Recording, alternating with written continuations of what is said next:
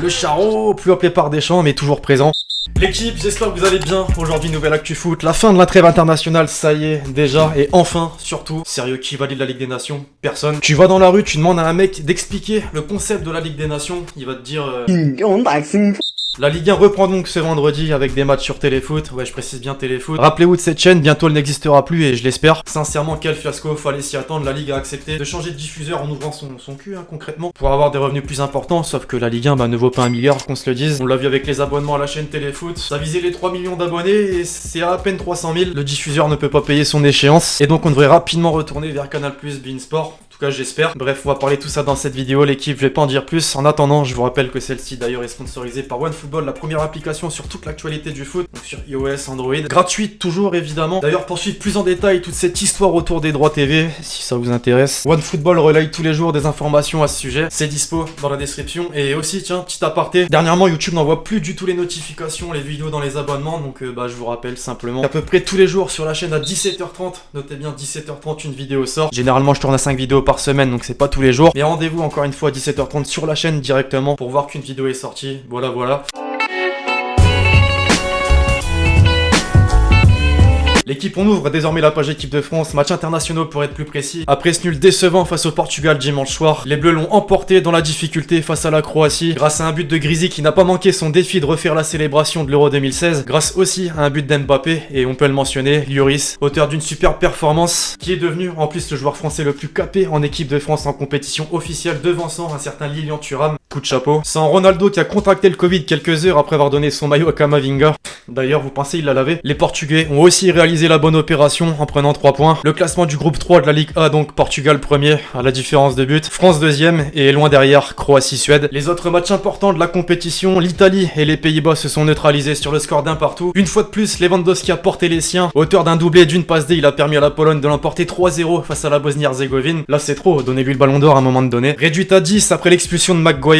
Lui par contre réellement c'est une fraude. L'Angleterre a trébuché à domicile face au Danemark, défaite 1-0. Surprise également en Ukraine, l'Espagne a été battue sur le plus petit des scores 1-0. La première défaite d'ailleurs pour Luis Enrique depuis son retour. L'un des gros matchs de la semaine mené au score à 2 reprises. L'Allemagne a arraché le nul grâce à des buts de Werner, Havertz et Gnabry face à la Suisse. Score final 3 partout. Le sort de la Norvège pour la participation ou non à l'Euro 2020 est désormais connu. Haaland et les siens n'ont malheureusement pas obtenu leur place pour la compétition. Aïe, direction l'Amérique du Sud maintenant avec le début des éliminatoires à la Coupe du Monde 2022. L'Argentine a commencé de la meilleure des manières en enchaînant 2 victoires consécutives. D'ailleurs, Lautaro Martinez a mis fin à une série de 4 ans de Messi dépendance. Depuis 2016, aucun autre joueur que Messi n'avait marqué lors des éliminatoires à la Coupe du Monde. Petite photo, tiens, de la Pulga avec son idole. Celle-là est pour Mélençois. Le Brésil a également fait fort. 9 buts ont été inscrits par les Brésiliens lors des 2 premières victoires. Avec un Neymar en grande forme, un triplé face au Pérou, lui permettant d'ailleurs de dépasser un certain Ronaldo R9 dans le classement des meilleurs buteurs brésiliens de l'histoire de la Seleção. Mauvaise nouvelle, en revanche, pour un autre Parisien, Marquinhos souffrerait d'une blessure à la cuisse gauche. Il devrait manquer PSG Manchester United mardi prochain. Coup dur, mais parisien. Petit retour donc sur le classement jusqu'ici. Pour le rappel, les 4 premiers obtiennent une qualification directe à la Coupe du Monde. Le 5e doit jouer un barrage. Quelques informations, mercato, match à venir, revue de presse à présent. Le journaliste anglais réputé Duncan Castles estime que Mauricio Pochettino serait ciblé par les dirigeants parisiens pour succéder à Thomas Tuchel en cas de mauvais résultats en Ligue des Champions. Ce serait un bon choix, d'après vous mes parisiens. Pour le rappel, en tant que joueur, l'Argentin a déjà porté le maillot parisien. À l'époque, tiens d'ailleurs d'un certain Ronaldinho. En Espagne, le Barça occupe toujours l'actualité. Le quotidien catalan Sport se projette déjà sur les échéances à venir. Le Barça s'apprête à jouer 4 matchs en 11 jours. Parmi eux, le match de Ligue des Champions face à la Juve et le El Clasico face au Real Madrid le 24 octobre prochain à 16h. Koeman devrait donc inclure une rotation. On en parlait dans ce début de vidéo il y a quelques jours. Mediapro annonçait vouloir renégocier le contrat signé avec la LFP concernant les droits TV. Les 172 millions d'euros de la deuxième échéance donc étaient gelés jusqu'ici. Aujourd'hui, le directeur général exécutif de la Ligue a annoncé avoir mis en demeure le diffuseur de payer. Et si pas de paiement, Canal+ et beIN devraient prendre le relais. Bonne nouvelle, par contre je me demande encore une fois comment est-ce que la Ligue a pu accepter Mediapro sans garantie. Jean-Mich Micholas, tiens, qui a longtemps eu de l'influence sur les droits TV de la Ligue 1, propose autre chose.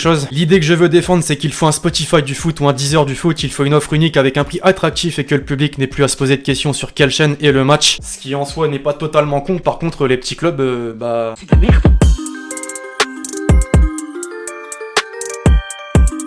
L'équipe, on passe maintenant avec les quelques déclarations de ces 7 derniers jours. D'abord Cristiano Ronaldo, la Coupe du Monde 2022 sera ma dernière. Aïe, celle-là fait mal malheureusement, fallait s'y attendre. Benzema pour la énième fois sur sa non-sélection en bleu, je n'ai jamais eu d'explication, je pense que cela vient d'en haut. Ça m'a fait plus mal qu'il ne m'ait pas donné d'explication que de ne pas avoir soulevé la Coupe du Monde. Forcément, à mon avis, il aura sa réponse dans très longtemps. Giroud, désormais sur Benzema, tiens, peut-être que ma carrière serait meilleure avec Karim, tous les deux devant, mais on ne le saura jamais. Quoi qu'on dise, Gigi, mentalité incroyable, faut pas oublier que ces dernières années, KB9 lui tire à balles réelles et en public. Le montage après son dribble sur l'Atlético. Karting vs Formule 1. L'auteur de l'épisode Ghostbuster durant la Coupe du Monde, désormais Rami, sur Deschamps. Quand on a gagné la Coupe du Monde, je suis allé le voir pour m'excuser et lui dire: je ne vous blairai pas au début et aujourd'hui je vous comprends. Il a souri et on s'est serré la main, il était trop strict, ne pensait qu'au travail. Ah bah le haut niveau, hein, d'ailleurs, toujours lui. J'aurais pu faire une plus belle carrière avec une meilleure hygiène de vie, trop de sorties, trop de filles, et je n'ai pas fait attention à mon poids. C'est dommage car quand je suis à 100%, aucun attaquant ne me fait peur. Vous lui répondez quoi en commentaire? Il a fait plusieurs sorties médiatiques au cours de ces derniers jours, des nouvelles d'Arsène Wenger qui se dit favorable à une Coupe du Monde et un Euro tous les 2 ans plutôt que 4. L'image n'est pas liée au temps que vous attendez, après tout les gens regardent aussi la Ligue des Champions chaque année. Là pour le coup je suis pas trop d'accord, ça perdrait un petit peu de sa saveur je pense si c'était tous les 2 ans. C'est pas tout sur Ozil à présent, il a disparu des radars lorsque j'ai quitté le club. C'est un joueur incroyablement talentueux, comme un grand musicien, un artiste, mais il n'y a plus de place dans le football moderne pour les artistes. Ouais il ment, là clairement. On a parlé de quelques Parisiens dans les premières minutes de cette vidéo. Keylor Navas cette fois-ci, si c'est possible que je finisse ma carrière à Paris. Oui, quand je suis arrivé à Paris, j'ai découvert un lieu différent, la ville m'a surpris, les gens ont été adorables avec moi dès le premier jour, très respectueux. Ça fait plaisir quand d'habitude on entend des autres pays que les Français sont irrespectueux, se plaignent tout le temps. Marquinhos est susceptible de manquer PSG Manchester, Cavani lui devrait être présent pour son retour au Parc des Princes, ce sera une sensation formidable et une belle expérience, c'est quelque chose dont je suis très heureux. Malheureusement, bon, pas de retrouvailles avec les supporters, match à huis clos, décision gouvernementale oblige. Suarez dorénavant n'a pas oublié Messi, il est possible qu'il joue pour un autre club mais s'il se sent à l'aise, à nouveau heureux et qu'une nouvelle direction arrive, il voudra continuer au club. La propagande continue. Bartomeu démission. Alors mes Parisiens, est-ce que vous vous rappelez quand Tanguy Kouassi a quitté le club pour le Bayern? Limite c'était insultant, du moins en voir les réseaux. Bah aujourd'hui retour du bâton, pourquoi? Puisqu'il n'est pas appelé en fait dans le groupe pour jouer la Ligue des Champions avec le Bayern. Aïe, pourquoi j'en parle? Montage de Cazard, oblige.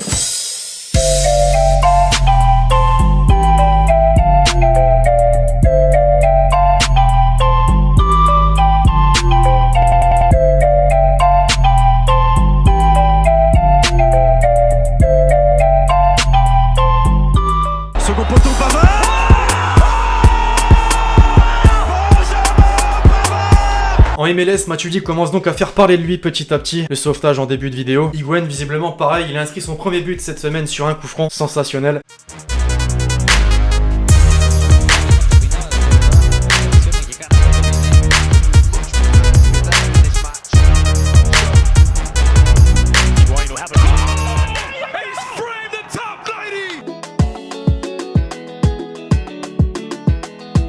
Enfin, comme dans chaque vidéo de la série, la question de l'abonné. Pour toi, quel est le transfert le plus surcoté, sous-coté? J'imagine donc du Mercato 2020, et tu sais quoi, je vais même convertir ta question spécialement pour la Ligue 1. Pour moi, le transfert le plus sous-coté, c'est peut-être un avis chauvin, évidemment, je suis supporter du RC Lens. Jonathan Klaus, voilà le latéral, vous allez voir que durant ces prochaines années, voire même dès le prochain Mercato, là, il sera prisé par de nombreux grands clubs. Le plus surcoté, c'est difficile en vrai. Ça va peut-être pas plaire à mes Parisiens, Mauro Icardi, voilà, depuis que le PSG a levé son option d'achat. C'est un transfert quand même à 50 millions d'euros pour un joueur qui a été bon, certes, c'est vrai à ses débuts, mais qui depuis est tout simplement inexistant, en tout cas je trouve. Voilà. Bref, voilà l'équipe, c'est tout pour l'actu foot du jour. J'espère vraiment que vous l'avez kiffé. Je compte sur vous si c'est le cas pour lâcher le gros pouce bleu, pensez-y. De même d'ailleurs que pour lâcher le commentaire avec votre question plus l'hashtag Hélène pour le prochain épisode. Puis d'ici là, on se retrouve très vite sur la chaîne pour de nouvelles vidéos. C'était Lexity. Ciao.